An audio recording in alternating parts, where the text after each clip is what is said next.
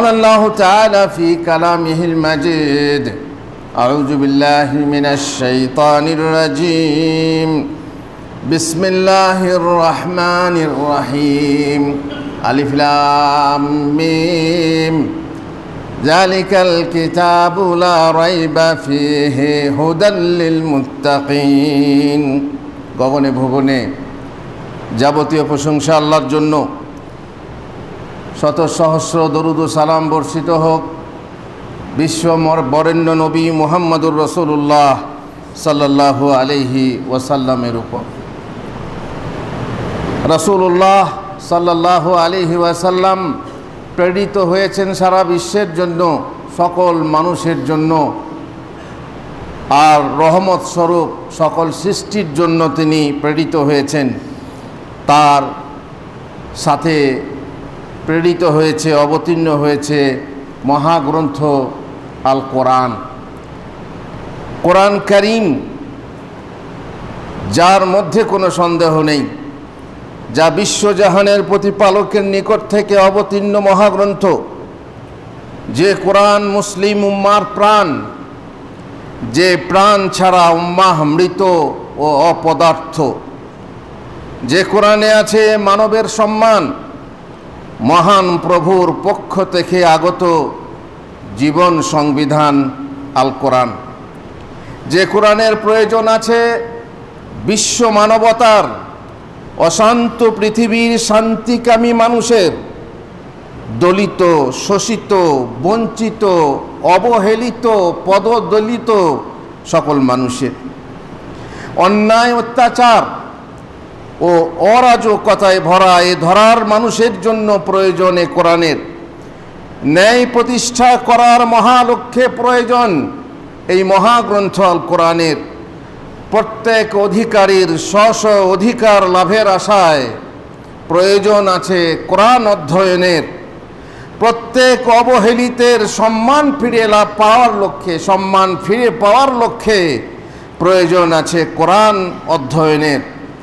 হারানো গৌরব ফিরে পাওয়ার লক্ষ্যে প্রয়োজন আছে কোরআন অধ্যয়নের।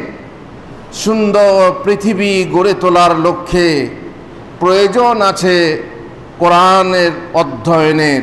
কোরআন হলো মানব যন্ত্রের পরিচালিকা পুস্তক, এটা হচ্ছে গাইড বুক। কোরআন হলো অন্ধকারাচ্ছন্ন পথে আলোর মশাল, এ হচ্ছে আলোর দিকদিশারি। আরবি সাহিত্য মণ্ডিত সর্বশ্রেষ্ঠ গ্রন্থ, পবিত্র পুস্তক সম্রাটের কত যে মাহাত্ম্য আছে, কত গুণাবলী আছে, কত ফজিলত আছে, কত মর্যাদা আছে, এ বলে শেষ করা যায় না। আমি শুরু করেছি আজকে সেই গ্রন্থের কিছু মাহাত্ম্য, কিছু মর্যাদা, কিছু গুরুত্ব মানুষের সামনে তুলে ধরব। যদি প্রাণ থাকে জেগে উঠবে বহু মন, আর যদি মৃত হয় কাজে দেবে না কোনো ধরনের প্রচেষ্টা মানুষের মাঝে। মহাগ্রন্থ আল কোরআন বিশাল মাহাত্ম্যপূর্ণ কিতাব, যে কিতাব মুত্তাকিনদের জন্য হেদায়াত। কেন জি মানুষের জন্য না? জি মানুষের জন্য, কিন্তু হেদায়াত সে পাবে যে মুত্তাকিন হবে। সকাল তার জন্য হয় যে চোখ খুলে জেগে ওঠে, যে ঘুমিয়ে থাকে তার জন্যে সকাল সকাল নয়। আমরা যদি না জাগি মাগো কেমনে সকাল হবে? এই কিতাব তা যে পড়তে শিখবে এবং শেখাবে তার মাহাত্ম্য অবশ্যই আছে। তার কথা আমরা কোরআন হাদিস থেকে বুঝতে পারি। যারা রবের কিতাব শেখে, অপরকে শিক্ষা দেন, তারা হন রাব্বানি ও আল্লাহ ভক্ত। আল্লাহ বলেছেন, মা কানা লিবাশারিন আন ইউতিয়াহুল্লাহুল কিতাবা ওয়াল হুকমা ওয়ান নুবুওয়াতা সুম্মা ইয়াকুলা লিন-নাসি কুনু ইবাদান লি মিন দুনিল্লাহ ওয়ালাকিন কুনু রাব্বানিয়িন, ওয়ালাকিন কুনু রাব্বানিয়িন। কোনো মানুষের পক্ষে হতে পারে না যে আল্লাহ তাকে কিতাব, প্রজ্ঞা, নবুয়ত দান করবেন, তারপর সে লোককে বলবে তোমরা আল্লাহকে ছেড়ে আমার দাস হয়ে যাও। কোন নবী আহ্বান, যে মহাপুরুষ নিজের পূজার জন্য, নিজের ইবাদতের জন্য আহ্বান করেছে, সে মহাপুরুষ না। আল্লাহ প্রেরিত দূত তিনি, যিনি নিজের দিকে ডাকবেন না, আহ্বান করবেন না, আল্লাহর দিকে আহ্বান করবেন, বরং সে বলে তোমরা রাব্বানি হয়ে যাও, তোমরা আল্লাহ ভীরু হয়ে যাও। কিসের জন্য? বিমা কুনতুম তুআল্লিমুনাল কিতাবা ও বিমা কুনতুম তাদরুসুন, যেহেতু তোমরা কিতাব শিক্ষা দাও, আল্লাহু আকবার, কিতাব শিক্ষা দাও, কোরআন শিক্ষা দাও, এবং যেহেতু তোমরা কোরআন অধ্যয়ন করো। এ হচ্ছে আল্লাহর কথা। যারা সর্বশ্রেষ্ঠ গ্রন্থ আল কোরআন শিখে অপরকে শেখান তারাই হলেন সর্বশ্রেষ্ঠ মুসলিম। রাসূলুল্লাহ সাল্লাল্লাহু আলাইহি সাল্লামের সাক্ষী, খায়রুকুম মান তাআল্লামাল কোরআনা ওয়া আল্লামা, তোমাদের মধ্যে সর্বশ্রেষ্ঠ ব্যক্তি সেই যে নিজে কোরআন শিখে অপরকে শিক্ষা দেয়। যারা কোরআন শিক্ষা করা ও দেওয়ার জন্য আল্লাহর কোনো ঘরে একত্রিত হন তাদের জন্য রয়েছে 4টি পুরস্কার। নম্বর 1, তাদের প্রতি আল্লাহর পক্ষ থেকে প্রশান্তি অবতীর্ণ হয়। নম্বর 2, তাদেরকে আল্লাহর রহমত ঢেকে নেয়। নম্বর 3, ফেরেশতাবর্গ তাদেরকে ঘিরে ফেলেন। নম্বর 4, আল্লাহ স্বয়ং তার নিকটস্থ ফেরেশতা মণ্ডলীর কাছে তাদের কথা আলোচনা করেন। তাদের কথা, যারা এই মসজিদে বসে কোরআন শিখবে, শেখাবে, তাদের কথা। রাসূলুল্লাহ সাল্লাল্লাহু আলাইহি ওয়াসাল্লাম বলেছেন, ওমাজতামা কওমুন ফি বাইতিন মিন বুয়ুতিল্লাহি ইয়াতলুনা কিতাবাল্লাহ ওয়া ইয়াতাদারাসুনাহু বাইনাহুম ইল্লা নাযালাত আলাইহিমুস সাকিনা ওয়া গাশিয়াতহুমুর রাহমা ওয়া হাফফাতহুমুল মালায়েকা ওয়া যাকারাহুমুল্লাহু ফি মান ইনদাহ।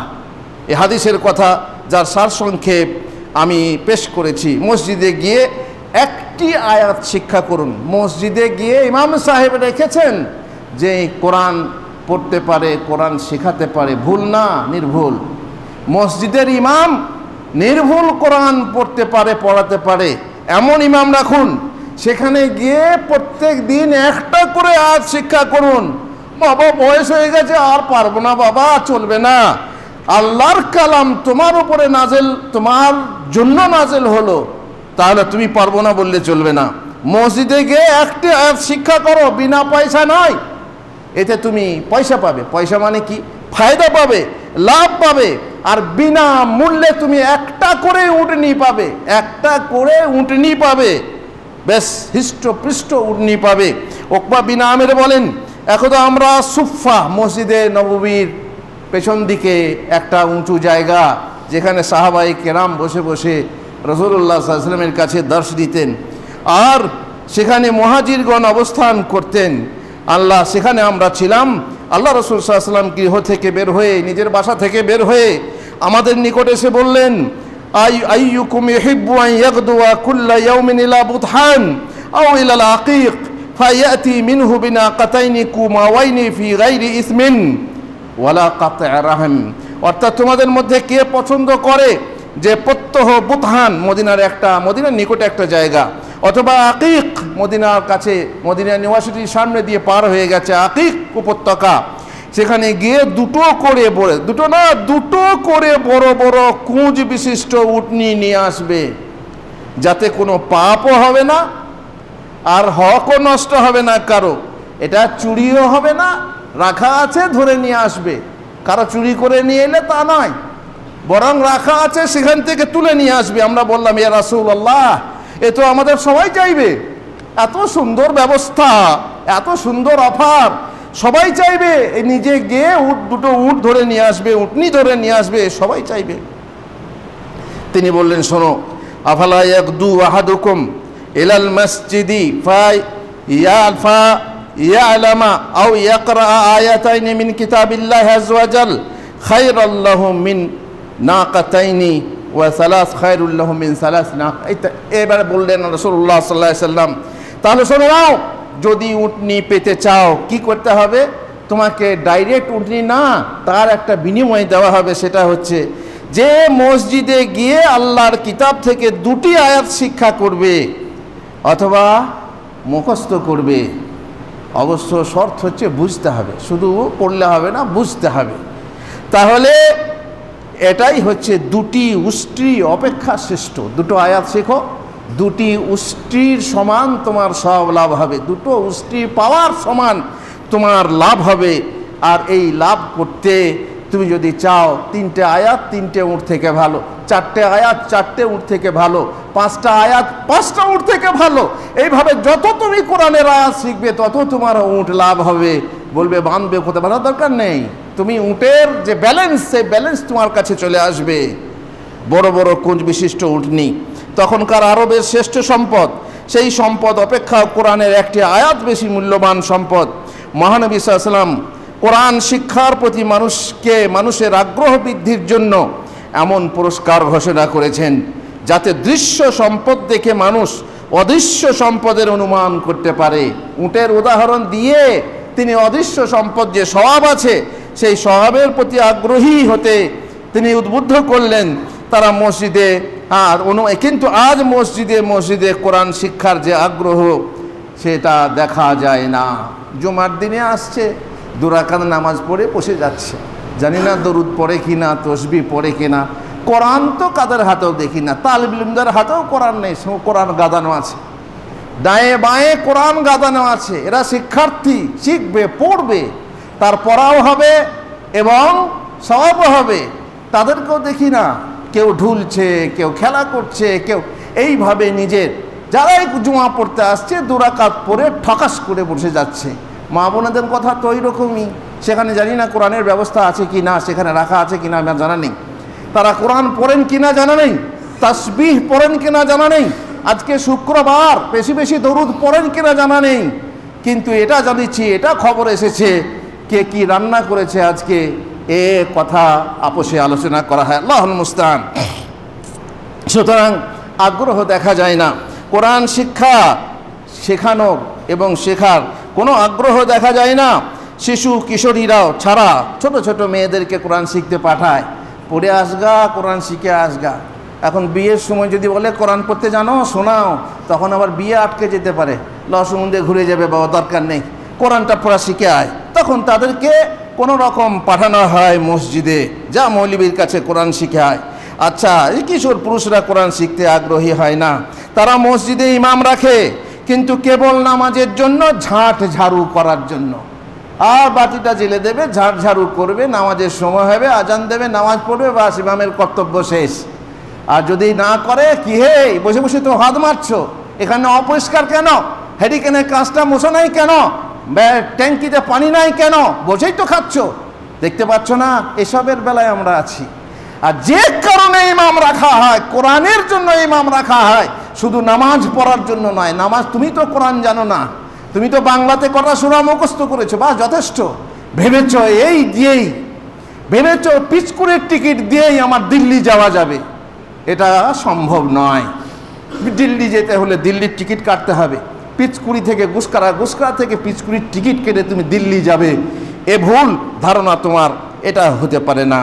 অতএব আমাদেরকে খেয়াল করতে হবে, আসলে তাদের মনের বিশ্বাস সেই সম্পদের মূল্য অনুধাবন করতে পারে না, এটা আমাদেরকে জানতে হবে। তাদের জীবন, তাদের ক্ষীণ ঈমান বলে তারা যেন বলে, নগদ যা পাও হাত পেতে নাও, বাকির খাতা শূন্য থাক, দূর আওয়াজের লাভ কি শুনে, মাঝখানে যে বেজায় ফাঁক। বুঝতে পারছেন? ঈমান মাঝখানে বেজায় ফাঁক। ও তো উট পাওয়া যাবে, কি পাওয়া যাবে, সে পরকালের ব্যাপার, কখন পাবো না ঠিক নেই বাবা।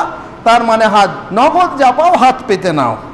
নগদ টাকা দেবে, বলো সত্যিই উটনি দেবে, তাহলে বলো কোরআনের আজ শিখতে যাব। সত্যি যদি টাকা দাও, সত্যি যদি উটনি পাই, তাহলে মসজিদে গিয়ে শিখবো। ও তুমি বলছো যে কিয়ামতে পাবে, আর তার দাম মূল্য পাবে, তার সওয়াব পাবে, জানি না হবে না হবে, মাঝখানে বেজায় ফাঁক। শুনি, বলছে একজন, শুনি মরিলে পাবো বেহেস্তানা। বেহেস্তানা মানে বেহেস্তের ঘর। না তা শুনে তো মন মানে না, তা শুনে তো মন মানে না, বাকির লোভে নগদ পাও না, কে ছাড়ে এই ভুবনে। বাকির লোভে কখন পাবো না, বাকিতে তার থেকে দুনিয়ার যা লাভ আছে, দুনিয়ার যে ফুর্তি আছে, দুনিয়াটা মস্ত বড়, খাও দাও ফুর্তি করো, আগামীকাল বাঁচবে কিনা বলতে পারো। বাস এই হয়ে গেছে মানুষের, সমস্ত মানুষরা হয়ে গেছে বৈষয়িক এবং বস্তুবাদী। সামনে যা পাও, হাতে যা পাও তাই নাও। এখনই যদি কোনো মসজিদের ইমাম ঘোষণা করে মাইকে, যে ব্যক্তি মসজিদে এসে একটি আয়াত শিক্ষা করবে, তাকে তার অ্যাকাউন্টে ভান্ডার দেওয়া হবে। এখন বহু রকম ভান্ডার বেরিয়েছে, বহু রকম সিঁড়ি বেরিয়েছে, এ সিঁড়ি সে সিঁড়ি, বহু ভাণ্ডার এ ভাণ্ডার বেরিয়েছে। এখানে যদি ঘোষণা করা হয়, ইমাম সাহেব যদি ঘোষণা করে দেন, ইমাম সাহেব যদি কোত্থেকে পান যে যে ব্যক্তি মসজিদে এসে একটি আয়াত শিক্ষা করবে তাকে তার বিনিময়ে 1 লক্ষ টাকা তার অ্যাকাউন্টে অটোমেটিক চলে যাবে। অটোমেটিক অ্যাকাউন্টে দেখবে তোমার মোবাইলে মেসেজ এসে গেছে 1 লক্ষ টাকা পাবে। আচ্ছা, সেটা হচ্ছে 1 লক্ষ টাকা কেন বললাম? যেহেতু একটা উটের দাম, একটা উট এমনও আছে যেমন গরুর বিভিন্ন দাম আছে, উটেরও বিভিন্ন দাম আছে, কোনো কোনো উটের দাম 1 লক্ষ থেকেও বেশি। যাক, তাহলে সকাল থেকে লাইন পড়ে যাবে। ও বাবা, মসজিদে জায়গা দেওয়া যাবে না, তখন আবার মসজিদে জায়গা রাখতে হবে। তখন আবার বড় বড় লোকরা আগে মশাল্লা বিছিয়ে রাখবে, কে আসবেন? অমুক সাহেব আসবে। কেন? 1 লক্ষ টাকা তার ব্যালেন্সে জমা হবে। আল্লাহু আকবার, লাইন পড়ে যাবে। আর অন্য জামাতের লোকেরাও এসে মসজিদে ভিড় করবে। যদি এই মসজিদে না হয় তো অন্য মসজিদ থেকেও আসবে। তখন তারা বলবে আমরাও বলবো গো, আমরাও কোরআন শিখবো। এইভাবে এসে লাইন দিয়ে কোরআন শিখতে শুরু করবে।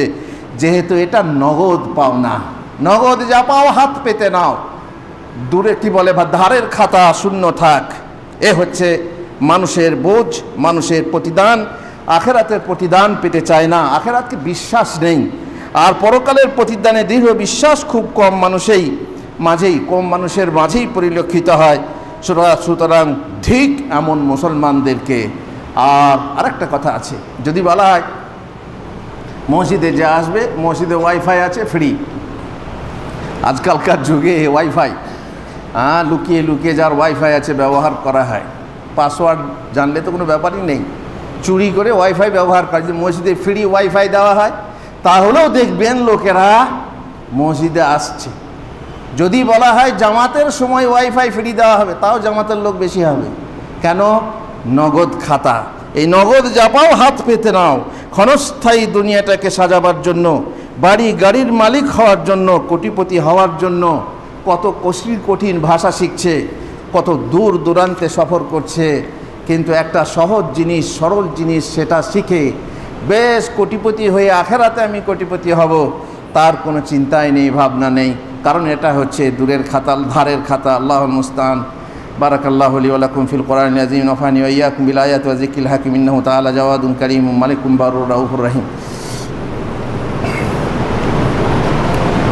আলহামদুলিল্লাহি রাব্বিল আলামিন, আসসালাতু ওয়াসসালামু আলা রাসূলিহিল কারীম ওয়া আলা আলিহি ওয়া সাহবিহি আজমাইন। কোরআন তেলাওয়াতের উদ্দেশ্য, আপনি কোরআন তেলাওয়াত করবেন। আল্লাহ তাআলা আদেশ করেছেন যে আপনি কোরআন তেলাওয়াত করবেন। এর উদ্দেশ্য হচ্ছে 5টা। কোরআন কেন পড়বেন? শুধু নামাজে পড়ার জন্য না। কোরআন কেন পড়বেন? তাবিজ লেখার জন্য না। কোরআন কেন পড়বেন? কোরআন খানির জন্য না। কোরআন কেন পড়বেন? তারাবি পড়ার জন্য না। কোরআন কেন পড়বেন? দেখুন, নম্বর 1, কোরআন থেকে জ্ঞান লাভ করতে হবে, কোরআন থেকে জ্ঞান নিতে হবে, তার মানে কোরআন বুঝে পড়তে হবে। নম্বর 2, আমল করতে হবে। শিখলেন, শিখে আমল করতে হবে। নম্বর 3, কোরআন দ্বারা জিকির ও ইবাদত করবেন। এই যে বসে আছেন ফালতু, কোরআন পড়ুন, মুখস্থ পড়ুন, কোরআন দেখে পড়ুন, এটা ইবাদত হবে। কত হবে, কি পরিমাণ হবে, সেটা এক খুতবাতে বলা সম্ভব না। ইনশাআল্লাহ পরবর্তীতে আমরা বলার চেষ্টা করব। আর তাতে সব লাভ করা, আর কোরআন দিয়ে আরোগ্য কামনা করা, কোরআন দিয়ে চিকিৎসা করা। আমরা কোরআন দিয়ে চিকিৎসা করতে ভুলে গেছি, কারণ আমরা এটা হচ্ছে এক অদৃশ্য জগতের চিকিৎসা, এই জন্য কোরআন দিয়ে চিকিৎসা করি না। কিছু কিছু আছে, এই জন্যই তো তাবিজ আমরা লিখি না, এটা না, এটা বৈধ চিকিৎসা না। কোরআনের তাবিজ লিখে চিকিৎসা বৈধ চিকিৎসা না। এটা 5 সিকের কি বলে তাবিজ দিয়ে আপনি ঝুলাবেন আর ভাবছেন এটা বৈধ চিকিৎসা, কোরআন দ্বারা আমার ক্যান্সার ভালো হবে, আমার টিউমার ভালো হবে, আমার সুগার ভালো হবে, প্রেশার ভালো হবে, না, এটা না। যেটা শেফা নিতে হবে, কিন্তু বৈধ শেফা, ঝাড়ফুঁক ইত্যাদি, যেটা শরীয়তে বৈধ। পরন্তু কোরআন তেলাওয়াত সাধারণত 2 শ্রেণীর হয়ে থাকে। এক হচ্ছে বুঝে তেলাওয়াত করা, মানে বুঝে, আর সেই অনুযায়ী কর্ম করা ইত্যাদি। আর কোরআনের পরিপূর্ণ কল্যাণ ও উপকারিতা লাভ করতে হলে কিন্তু কোরআন বুঝে পড়তে হবে, আর তার অর্থ, মর্ম, নির্দেশনা ইত্যাদি গ্রহণ না করলে তার সর্বময় বরকত লাভ করা সম্ভব হবে না। নম্বর 2, না বুঝে তেলাওয়াত করা। না বুঝে শুধু পড়লেন আলিফ লাম মিম যালিকাল কিতাব লা রাইবা ফীহি হুদাল লিল মুত্তাকিন, পড়লেন, বুঝেন না কিছুই। আতা গাছে তোতা পাখি, ডালিম গাছে মৌ। বাস শুধু আতা গাছে তোতা পাখির মতো মুখস্থ করলেন না, কোরআন পড়তে থাকলেন, কিছুই বোঝেন না। এই পড়াতে লাভ আছে না নেই? পৃথিবীর মধ্যে এমন একটা কিতাবের নাম বলুন যে কিতাব খুব বেশি, সবার থেকে বেশি পড়া হয় না বুঝে। উত্তর হবে কি? কোরআনে কারিম। কোরআনে কারিমের মতো কোনো বই আজকাল আজ পর্যন্ত পড়া হয়নি। সমস্ত মুসলমান কোরআন পড়ে, কিন্তু কটা মুসলমান বুঝে কোরআন পড়ে আপনি খেয়াল করে দেখুন। না বুঝে যদি আপনি পড়েন তাতেও সওয়াব আছে, তাতে সমস্যা নেই, সওয়াব আছে। কিন্তু বুঝে পড়াতে যে সওয়াব আছে, মনে করবেন না যে দুটোই হচ্ছে সমান। আমি যদি ঢেকি সালে মানিক পাই তবে কেন পর্বতে যাই, খবরদার ভাববেন না। ঢেকি সালে মানে আপনি শুধু কোরআন মুখস্থ কি বলে তেলাওয়াত করবেন, মুখস্থ করবেন, মানে বুঝবেন না, ওই সওয়াব হবে না যেটা বুঝে পড়া হয় এবং চিন্তা গবেষণা করে পড়া হয়। আচ্ছা, আর না বুঝে তেলাওয়াত করলে যদিও তার মাধ্যমে প্রভূত কল্যাণ লাভ সম্ভব না হয়, তবুও তাতে সওয়াব আছে। যেহেতু আল্লাহ তাআলা কোরআনে বলেছেন, ইন্নাল্লাযিনা ইয়াতলুনা কিতাবাল্লাহি ওয়া আকামুস সালাতা ওয়া আনফাকু মিম্মা রাযাকনাহুম সিররান ওয়া আলানিয়াতান ইয়ারজুনা তিজারাতান লান তাবুর। নিশ্চয়ই যারা আল্লাহর গ্রন্থ পাঠ করে, যথাযথভাবে নামাজ পড়ে কায়েম করে, আমি তাদেরকে যে রুজি দিয়েছি তা হতে গোপনে ও প্রকাশ্যে দান করে, তারাই আশা করতে পারে এমন ব্যবসার যাতে কখনোই নোকসান হওয়ার নয়। দেখুন না, আল্লাহর সঙ্গে ব্যবসা করে, এক আয়াত শিক্ষা করে একটা উটনি পাওয়ার ব্যবসা শুরু করুন না। আল্লাহ বলছেন যে এ ব্যবসায় তোমার নোকসান হবে না। দুনিয়ার ব্যবসায় নোকসান হতে পারে, আলু ব্যবসায় নোকসান হতে পারে, তোমার গরু ছাগলের ব্যবসায় নোকসান, কিন্তু আল্লাহর সঙ্গে উটনির ব্যবসা করো, নোকসান হবে না। কিন্তু বিশ্বাস হলে তবে তো। নবী সাল্লাল্লাহু আলাইহি সাল্লাম বলেছেন, যে ব্যক্তি আল্লাহর কিতাব কোরআন মাজিদের একটি বর্ণ পাঠ করবে, মান কারা হারফাম মিন কিতাবিল্লাহ ফালাহু হাসানা, তার একটা নেকি হবে, আর একটা নেকি হবে 10টা নেকির সমান। তার মানে একটা হরফ পাঠ করলে 10টা নেকি হবে। লা আকুলু আলিফ লাম হারফ ওয়ালাকিন আলিফুন আলিফ লাম মিম হারফ ওয়ালাকিন আলিফুন হারফুন ওয়া লামুন হারফুন ওয়া মিমুন হারফ। আমি বলছি না যে আলিফ লাম মিম একটা হরফ, বরং এতে কটা হরফ দেখো, আলিফ লাম মিম একটা শব্দ, তার ভিতরে 3টে হরফ আছে, 3টে অক্ষর আছে, আর প্রত্যেক হরফের পিছনে 10টা করে সওয়াব আছে। 3 10 30টা সওয়াব হয়ে যাবে। আমভাবে কোরআন পাঠ করার কথা বলা হয়েছে। এ মাহাত্মে সে ব্যক্তিও শামিল যে ব্যক্তি আরবি বোঝে কিন্তু কোরআন না বুঝে পাঠ করে, এবং যে ব্যক্তি কোরআনের ভাষা আরবি পড়তে পারে না, পারে এবং উচ্চারণও করতে পারে সঠিক, কিন্তু তার মানে আদৌ বোঝে না। তবে অবশ্যই কোরআন বুঝে পড়ার পৃথক বৈশিষ্ট্য আছে, যা অস্বীকার করার কোনো উপায় নেই। যেমন সেই ব্যক্তি যে আরবিতে নিরক্ষর, আরবি অক্ষর জ্ঞান নেই, আরবি কোরআন পড়তে পারে না, কিন্তু তার অনুবাদ পড়ে, তাতেও সওয়াব আছে। বাংলা অনুবাদ পড়ছে, তাতেও সওয়াব আছে। আর কিন্তু হাদিসে উল্লেখিত সওয়াব তার আছে কেবল যে আরবি কোরআন পড়তে পারবে। অবশ্য অন্য বর্ণমালায় লিখিত কোরআনের উচ্চারণ সঠিক হয় না। আরবি অক্ষর জ্ঞান নেই, বাংলা অক্ষর জ্ঞান আছে। বাংলাতে কোরআন লেখা আছে আলিফ লাম মিম যালিকাল কিতাবুল লা রাইবা ফিহ। যত আরবি পণ্ডিত আছেন তারা গ্যারান্টির সাথে, নিশ্চয়তার সাথে বলবেন যে বাংলা হরফে লেখা কোরআন আরবি হরফের মতো উচ্চারণ করা সম্ভব নয়, অসম্ভব। বিশেষ করে টান দিয়ে পড়া, কোথায় টান দিতে হবে, কোথায় টান দিতে হবে না, এইসব খেয়াল আরবিওয়ালারাও পারে না। অনেকে আলিফ খাওয়ার অভ্যেস, কোথাও আলিফ বাড়িয়ে দেওয়ার অভ্যেস আমাদের আলেমদের মধ্যেই আছে। তাহলে যে আরবি জ্ঞান যার নেই, সে বাংলাতে কি করে, বাংলা অক্ষর দেখে কি করে পড়বে, সেটাই হচ্ছে কথা।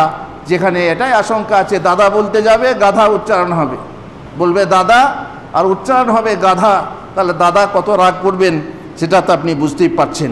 আল্লাহ তাআলা আমাদেরকে তৌফিক দেন যেন আমরা তার কোরআন তেলাওয়াত করতে পারি, এবং কোরআন তেলাওয়াতের যে মর্যাদা, সেই মর্যাদা আমরা গ্রহণ করতে পারি। সেই মর্যাদার উপলক্ষে মাদ্রাসা তৈরি হয়েছে বিভিন্ন জায়গাতে। ছোট ছোট ছেলেরা কোরআনের পাখি হয়ে তারা মুখস্থ করছে, কোরআন শিখছে, পড়ছে। আর যারা মানে বুঝে পড়ছে তাদের কত স্বভাব, কত মর্যাদা। অবশ্য আপনারা তাদের কদর করেন, শুধু তাদের কদর করলে হবে না, নিজের কদর করতেও শিখতে হবে। নিজেও শিখুন, মা বোনেদেরকে বলছি আপনারা শিখুন, কোরআন পড়ার অভ্যেসটা বানান, এবং প্রত্যেক দিন একটা আয়াত শিখে একটা উট নেওয়ার মতো ব্যালেন্স তৈরি করুন। 1 লাখ টাকা, একটা উটের দাম হচ্ছে 1 লাখ টাকা কমসে কম। তো সেই 1 লাখ টাকা করে আপনার ব্যাংক ব্যালেন্স করুন, আখেরাতের ব্যাংকে জমা করুন। কাল হয়তোবা আপনি পরিত্রাণ পাবেন। আল্লাহুম্মা সাল্লি আলা মুহাম্মদ ওয়া আলা আলি মুহাম্মদ।